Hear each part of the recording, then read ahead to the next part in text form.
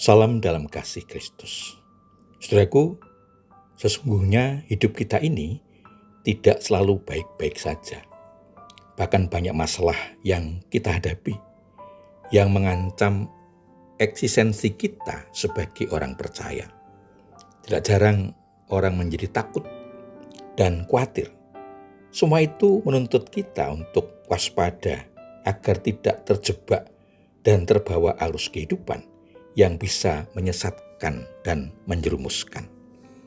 Terhadap semua hal itu, sesungguhnya kita harus melakukan sesuatu.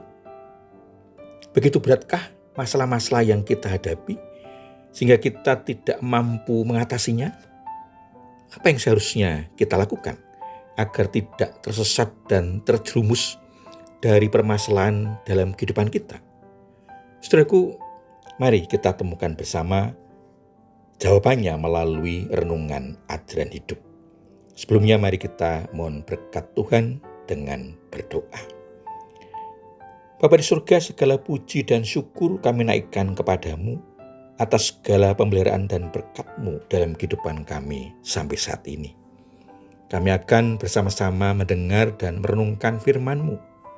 Roh Kudus memampukan kami untuk dapat memahami, menghayati terlebih dapat melaksanakan firman-Mu dalam kehidupan kami. Mohon ampun atas segala kesalahan dan dosa kami.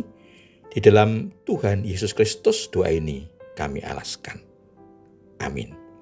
Saudaraku yang dikasihi Tuhan Yesus Kristus, firman Tuhan yang akan kita terima diambil dari kitab 1 Petrus pasal 5 ayat 7 sampai dengan 8 yang tertulis demikian.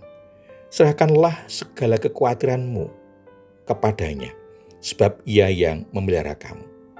Sadarlah dan berjaga-jagalah, lawan musuh iblis berjalan keliling sama seperti singa yang mengaum-aum dan mencari orang yang dapat ditelannya.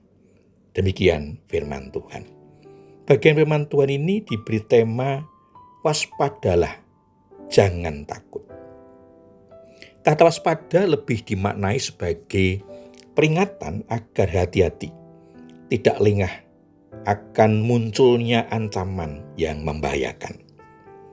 Pemeliharaan Allah di tengah-tengah kesulitan setiap anak-anaknya, yaitu orang percaya dan kebenaran yang ditekankan sepanjang firman Allah.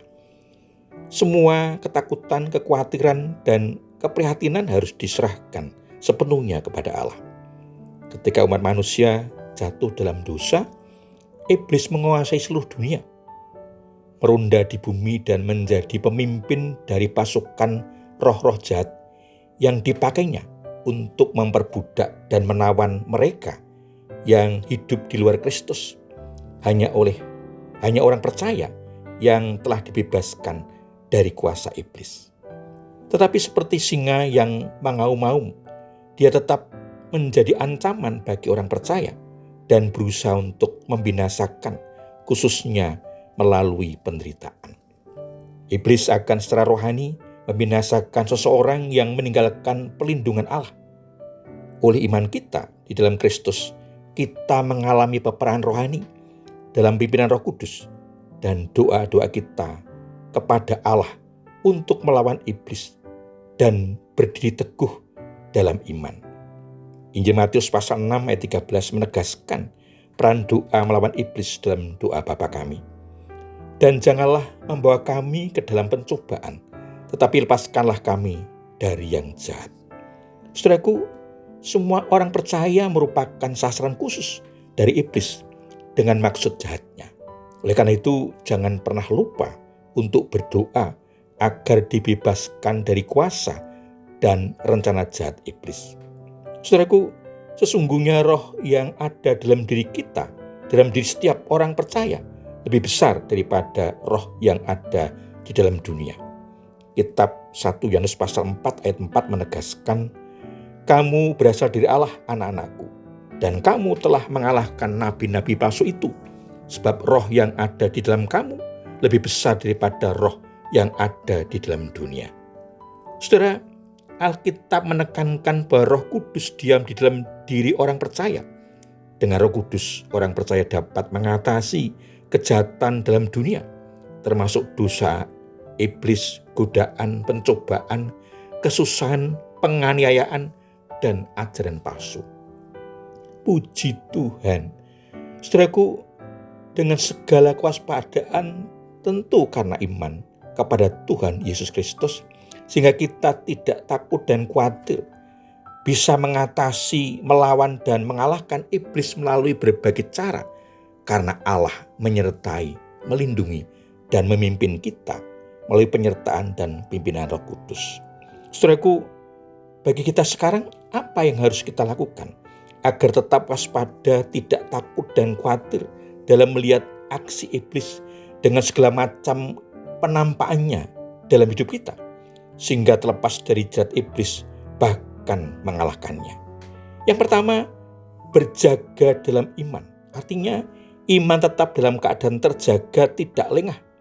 Caranya setiap tarikan nafas, langkah hidup kita, apalagi setiap keputusan dan tindakan hidup kita senantiasa mendasar pada iman. Mengapa demikian? Karena hanya dengan iman kita dimampukan menghadapi dan mengalahkan serangan iblis.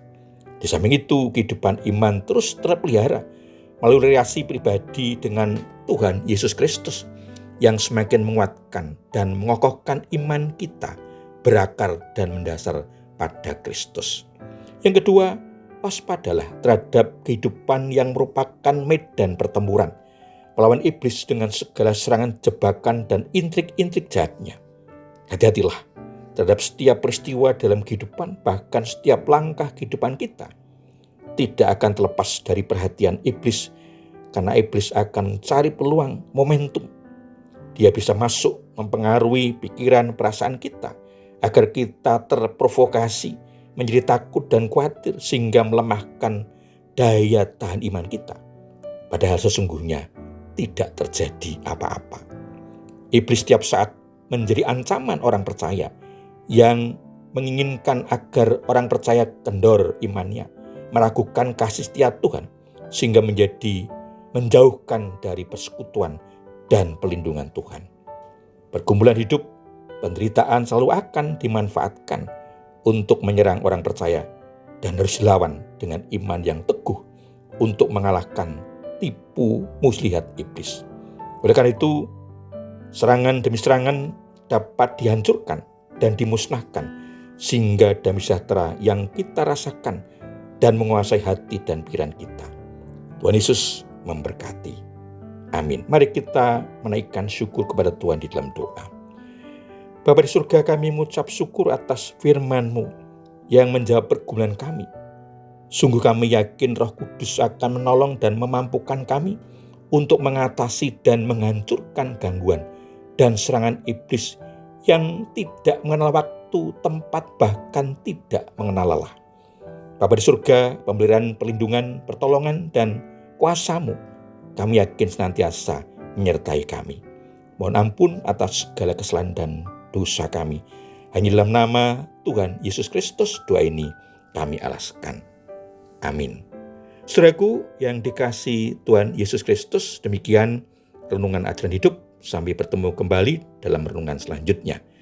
Kasih karunia, anugerah, dan damai sejahtera dari Allah Bapa di dalam Tuhan Yesus Kristus, dan pemeliharaan, penyertaan, serta pimpinan Roh Kudus memberkati saudara semua. Amin.